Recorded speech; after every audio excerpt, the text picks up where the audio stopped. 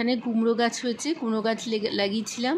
এই যে লঙ্কা পেকে রয়েছে, আর আজকে আমি লতি হারভেস্ট করব। এখানে প্রচুর লতি হয়েছে, আজকেই মনে হয় আমি সবথেকে বেশি লতি তুলব।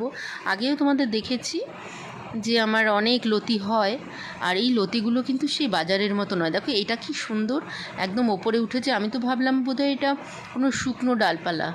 কি সুন্দর হয়েছে দেখো।